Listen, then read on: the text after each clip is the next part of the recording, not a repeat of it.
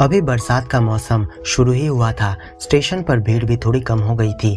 Station से बाहर खड़ी होकर सुचित्रा पति दिनेश का इंतजार कर रही थी।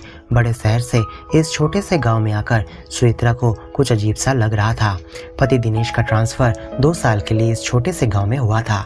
दिनेश सुचित्रा को अपने साथ यहाँ इस गांव में लेकर नहीं आना चाहता था, पर सुचित्रा अपने पति को अकेले गांव में नहीं छोड़ना चाहती थी, तो इसलिए वो भी उनके साथ यहाँ आ गई। इसी गांव में दिनेश के एक मित्र राकेश का ट्रांसफर कुछ दिनों पहले हुआ था, तो उसने राकेश जिस किराए के मकान में रह रहा था उसी में रहना मुनासिब समझा, क्योंकि मकान का किराया कम था और मकान मालिक ने फर्नीचर समेत 3 कमरे किराए पर देने का वादा किया था।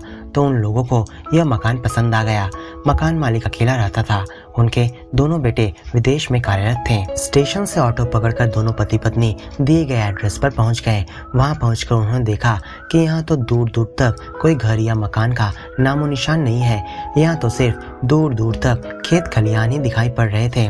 2 दिन पहले भीषण बारिश के चलते यहाँ की मिट्टी बहुत ही गीली हो गई थी और इससे कीचड़ भी घर के सामने काफी जमा हो गया था। ऑटो से उतरकर उनके सामने एक बड़ा सा मकान दिखाई दे गया, जिसके बाहर के दरवाजे के साइन बोर्ड पर लिखा था शांति निवास। दोनों पति पत्नी आज तक कभी गांव में नहीं रहे थे, इसलिए उन्हें गांव के रहन सहन के बारे में ज्यादा कुछ पता नहीं था। दरवाजे के बाहर बेल बजाते ही एक बुजुर्ग व्यक्ति, उम्र कोई 70-75 के बीच होगी, आकर दरवाजे के सामने खड़ा हो गया, जिसे देखकर सुचित्रा को अब हंसी आ गई और फुसफुसाते हुए उसने दिनेश से कहा, ये पागल बूढ़ा हमारा मकान मालिक है। देखकर तो लग रहा है कि कई दिनों तक सोया नहीं है, आंखें लाल हो रखी है, केस भी उलझे हुए हैं। दिनेश अब उसके हाथ को दबाते हुए चुप रहने का इशारा किया। सामान्य औपचारिक बातचीत के बाद उस बुजुर्ग व्यक्ति ने उन्हें उनके कमरे दिखा दिए। दिनेश सारे सामान को अपने कमरे में लेकर चला गया। दोनों पति पत्नी फ्रेश होकर खाना खाने बैठ गए। नीचे के कमरे से टीवी की आवाज अभी तक उनके कमरे तक आ रही थी। चूंकि वह बुजुर्ग सीढ़ी चढ़ने में असमर्थ था, इसलिए उन्होंने ऊपर के कमरे को किराए पर रखकर नीचे में स्वयं रहा करते थे। सुचित्रा नीचे उतरकर उनके पास आई और अनुरोध भरे स्वर में बोली, अंकल, क्या आप टीवी का आवाज थोड़ा कम कर सकते हैं? हम इतनी दूर से थक कर आए हैं, इसलिए हमें आराम की जरूरत है और इस टीवी की आवाज के चलते हमें नींद नहीं आएगी, इसलिए इसे आप थोड़ा कम कर दीजिए। उस बुजुर्ग व्यक्ति ने कुछ नहीं कहा और टीवी बंद करके बाहर निकल गया। उनके इस व्यवहार से सुचित्रा को कुछ समझ नहीं आया कि आखिर बात क्या है। वो ऊपर चली आई और पति से पूछने लगी, लगता है वह बुजुर्ग बहुत परेशान है। जब से हम यहाँ आए हैं तब से ठीक तरह से उन्होंने बात तक नहीं करी है। तुम्हारे दोस्त ने क्या इसके बारे में तुमसे कुछ कहा है? नहीं, ऐसी कोई बात नहीं है, वे पहले से ही ऐसे हैं। जितना मुझे पता है उनके 2 बेटे विदेश में ही रहते हैं और इससे ज्यादा मैं और कुछ नहीं जानता। दिनेश ने रुमाल से हाथ पोंछते हुए कहा। इस घर में रहते हुए सुचित्रा और दिनेश उस बुजुर्ग के अनमने स्वभाव से भली भांति परिचित हो गए थे। ऐसे ही 2 महीने बीत चुके थे। एक रात जब सुचित्रा नींद से उठकर पानी पीने के लिए फ्रिज के पास आई तो उसने दर्द से कहार रहे उस बुजुर्ग की आवाज सुनी। उसने तुरंत दिनेश को जगाया और टॉर्च लेकर बुजुर्ग के कमरे में प्रवेश किया। बिस्तर पर लेटे उस बुजुर्ग के आंखों पर टॉर्च की रोशनी पड़ते ही वह घबरा गए और पूछा, कौन है वहाँ? मैं दिनेश हूँ अंकल, क्या आपको कोई तकलीफ हो रही है? वो कुछ नहीं बेटा, मेरा सिर दर्द के मारे फटा जा रहा है। इतना सुनते ही सुमित्रा ने उनकी पल्स चेक की और तब उसे पता चला कि अंकल जी को तेज बुखार आ रखी है। सुमित्रा पेशे से एक डॉक्टर थी, इसलिए उसके फर्स्ट एड किट में हमेशा दवाइयाँ मौजूद रहती थी। कमरे में से सुमित्रा ने दवाई लाकर अंकल को खिलाई और फिर रात भर उनके पास ही बैठी रही। सुबह जब अंकल की आँख खुली तो उन्होंने अपने आप को बहुत ही स्वस्थ पाया। अब उनके शरीर से सारे दर्द छूमंतर हो गए थे। उनके लिए अब सुचित्रा नाश्ता लेकर आई और अंकल को चाय देते हुए बोली, अब कैसा महसूस हो रहा है आपको अंकल जी? अगर कोई परेशानी है तो आप मुझसे कह सकते हैं। अब तो मैं बेटा पूरी तरह से स्वस्थ महसूस कर रहा हूँ और परेशानी तो मुझे, इतना कहकर वो वाक्य को अधूरा छोड़ते हुए खिड़की के पास जा खड़े हुए और अपने अतीत के पन्ने सुचित्रा को सुनाने लगे। मैं इसी गांव के एक सरकारी स्कूल का अध्यापक हुआ करता था। मेरी पत्नी शांति घर की देखरेख बहुत अच्छे से किया करती। मेरे दोनों बेटे छोटे से पढ़ाई लिखाई बहुत मन लगाकर किया करते थे।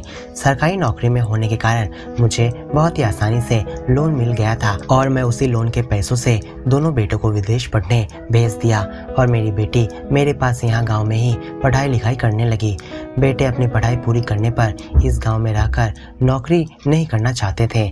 तो इसलिए वे विदेश में ही नौकरी करने लगे और हम दोनों की अब उम्र भी हो चली थी और बेटी की शादी के भी पैसे हमारे पास नहीं थे, क्योंकि लोन से आया सारा पैसा तो मैंने बेटों के पीछे ही खर्च कर दिए थे। किसी तरह हमारा जीवन चलता जा रहा था। 3 साल बाद बेटे हमारे वापस लौट आए और हमसे कहने लगे कि आप लोग यहाँ रहकर इस गांव में क्या करेंगे, आपके देखभाल के लिए तो कोई भी नहीं है यहाँ, बहन की शादी कुछ दिनों बाद ही हो जाएगी, तब आप बुढ़ापे में किसके सहारे जिएंगे। तभी एक दिन इतना कहकर वे चुप हो गए। उनकी आंखों से अब आंसू की धारा रुकने का नाम ही नहीं ले रहे थे। सुचित्रा अब उनके पास जाकर रुमाल से उनके आंसू पोंछे और फिर उन्हें ग्लास से पानी पिलाया और एक कुर्सी देकर उन्हें बैठने को कहा। पानी पीने के बाद उन्होंने फिर से कहना शुरू किया। हमारे तो आश्चर्य का ठिकाना ही ना रहा जब हम लोगों को पता चला कि दोनों ने विदेश में ही हमसे बिना पूछे शादी कर ली है। क्या हमारा इतना भी अहमियत नहीं है उनके ज़िंदगी में कि उन्हें शादी करने से पहले एक बार हमसे पूछने की ज़रूरत भी महसूस नहीं हुई। एक रोज रात्रि भोज के समय बेटों ने मुझसे कहा, 2 दिन बाद हम वापस विदेश जा रहे हैं, हमने आपके टिकट भी बुक कर दिए हैं, अपने सामान बांध लीजिए और हमारे साथ चलने के लिए तैयार हो जाइए, नहीं तो यहाँ पर आप लोगों की सेवा के लिए कोई नहीं रहेगा। तू ये सब बातें कह रहा है बेटा? अरे जब तूने अपनी शादी की बात मुझे बताने की जरूरत नहीं समझी, तू क्या हमारी सेवा करेगा? मुझे बहुत अच्छे से समझ में आ गया है कि तेरे मन में क्या चल रहा है। तुझे हमारी चिंता करने की कोई ज़रूरत नहीं है, हम यहाँ अच्छे से अपना जीवन गुजार लेंगे, हमें विदेश नहीं जाना है। तू बस हर महीने 10,000 रुपये मनी ऑर्डर करते रहना ताकि हम तेरे बुढ़ापे के लिए एक वृद्धाश्रम का निर्माण यहाँ कर सकें। तुझे क्या लगता है कि मैं तेरी मंशा नहीं समझता? अरे तेरा पिता हूँ, मैं सब समझता हूँ कि तू मेरी संपत्ति के पीछे पड़ा हुआ है, मुझे विदेश में ले जाकर वहाँ किसी वृद्धाश्रम में भेजने की सोच रहा है। कल रात को तू जब अपनी पत्नी से फोन पर बातें कर रहा था तब मैं पानी पीने के लिए तेरे कमरे से होते हुए बरामदे जा रहा था, तभी मैंने खिड़की से तेरी सारी बातें सुन ली थी। मुझे तो तुझे अपने बेटे कहने में भी शर्म आ रही है। शांति, ये देखो तुम्हारे सुपुत्र कितने अच्छे सोच रखते हैं और हमारी सेवा के लिए हमें बुढ़ापे में छोड़कर वृद्धाश्रम भेजने की तैयारी कर रहे हैं। दोनों बेटों के पोल खुल जाने पर अब उनके सिर सम से नीचे झुक गए। अब उन्हें अपने घटिया सोच के लिए पछतावा होने लगा था। दीनदयाल जी अपने बेटों से और बातें नहीं करना चाहते थे और इसलिए वो टेबल से उठकर अपने कमरे में चले गए। बाबूजी के इस तरह से कहने पर दोनों बेटे कमरे में जाकर उनके पैरों के नीचे गिरकर माफी मांगने लगे। बाबूजी, हम दोनों अपनी पत्नी के बहकावे में आ गए थे, हमसे बहुत बड़ी भूल हो गई है, हमें माफ कर दीजिए, हम ऐसी गलती दोबारा कभी नहीं करेंगे। माफी तो एक शर्त पर मिल सकती है, अगर मंजूर है तो मैं कहता हूँ। हाँ बाबूजी, आप जो कहेंगे हम मानने के लिए राजी हैं। तो सुनो, तुम दोनों भाइयों को मैं ये नहीं कह रहा हूँ कि विदेश में नौकरी मत करो, पर साल भर में अपने माता पिता के हालचाल पूछने के लिए 3-4 बार ज़रूर आया करो। हमने तुम्हें बड़ा किया है तो हमारा भी हक बनता है कि तुम हमारे बुढ़ापे में हमसे दूर रहकर भी हमसे मिलने आया करो। इतना कहकर दीनदयाल जी की आवाज़ रुंध आई। कुछ महीने पहले ही शांति जी दुनिया से चल बसी। उनकी बेटी की शादी होने के बाद कभी कभार बेटी उनके हालचाल पूछने के लिए आ जाया करती। दोपहर के 1 बजने को आए थे, तभी दरवाजे की बेल बजी। दरवाज़ा खोलते ही दीनदयाल जी की बेटी सुगंधा अंदर प्रवेश की। पापा, भैया अभी एयरपोर्ट से मुझे फ़ोन किए थे कि वो कुछ घंटों में ही यहाँ पहुँच रहे हैं। इतना सुनते ही दीनदयाल जी के चेहरे पर खुशी की लहर दौड़ गई। सुगंधा ने सुचित्रा जी को उनके बाबूजी को स्वस्थ करने के लिए धन्यवाद दिया और फिर दोनों रसोई में जाकर दोपहर का भोजन तैयार करने में व्यस्त हो गई। तो दोस्तों, क्या आपको ये कहानी अच्छी लगी है तो इस वीडियो को लाइक और अपने दोस्तों के साथ शेयर जरूर करें और ऐसे ही नई स्टोरी सुनने के लिए हमारे चैनल को सब्सक्राइब करना बिल्कुल ना भूलें। आपको कौन सी प्रकार की कहानी पसंद है हमें कमेंट में लिखकर जरूर बताएं।